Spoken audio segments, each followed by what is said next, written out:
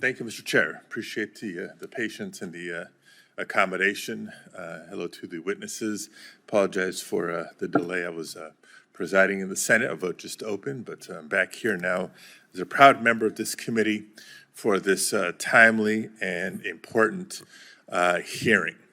Now, there is one point in which the majority in Trump v. United States and I fully agree, Mr. Chair.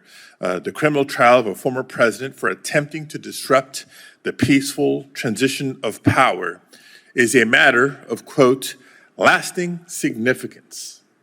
That was in the ruling. Couldn't agree more.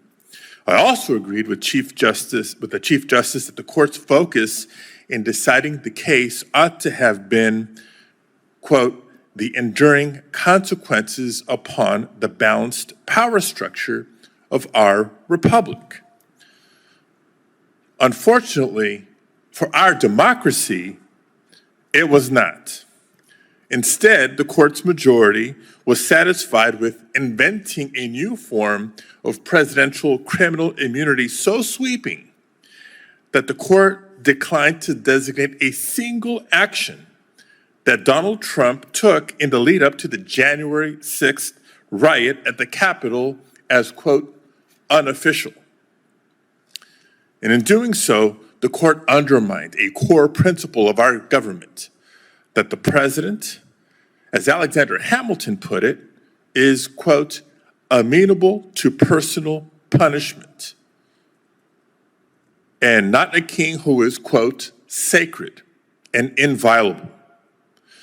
Where the majority fears that the dissenting justices were, quote, content to leave the preservation of our system of separated powers up to the good faith of prosecutors, end quote, I am far more troubled that the court's right-wing majority that now left that task to the good faith of convicted criminals like Donald Trump. Let's be clear. The court's decision to effectively let Trump off the hook has already caused devastating harm for our country, especially to voters and election workers.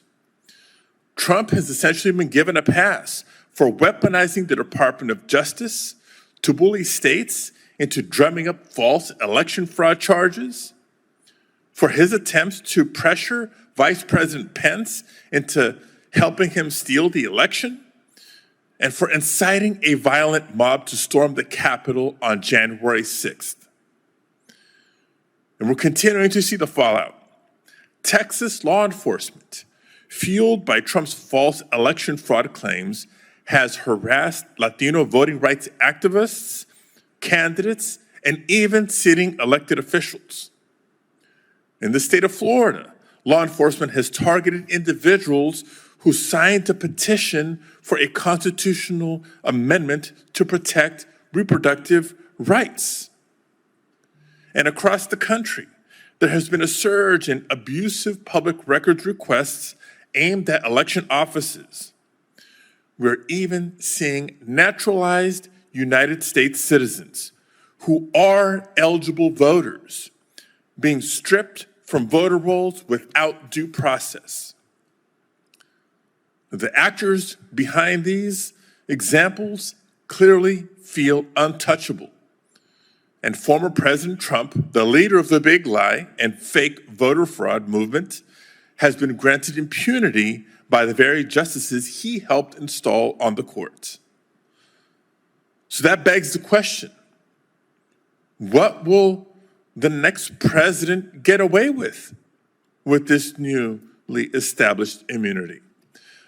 I know I've spoken, I know the hearing's gone long, and I appreciate the patience, but a few quick questions for Ms. McCord. With the limited time that I have left, I want to ask a few simple yes or no questions about hypothetical but not far-fetched scenarios. If a future president were to order the Department of Justice to cease investigating their spouse, their child, or themselves for alleged criminal conduct, would that be an official act? It would appear that under the court's ruling, yes, that would be immune, actually even more than official act as core constitutional powers. Because the president directs the executive branch. Scenario number 2, if a future president were to direct the armed services to attack the home of a political rival, would that be an official act? I think that is one of the questions the court leaves open for us. If his own... The fact that it's not a clear no is the problem, because the president is the commander-in-chief. Like, Mr. Chair, I can go on and on with example after example that should alarm us and the American people. But I will conclude by just acknowledging this. It's particularly auspicious that this committee is meeting today to examine this wildly consequential and wildly unprecedented decision. 235 years to the day since the Supreme Court was established by an act of Congress. So in closing, I'll just echo Justice Sotomayor's powerful words. Every president in our history has governed with the understanding shared by the American people that they could be held accountable for crimes committed while in office. And with that no longer the case, I share her fear for our democracy, and I stand firmly with the spirit of her dissent. Thank you, Mr. Chair. Thank you, sir.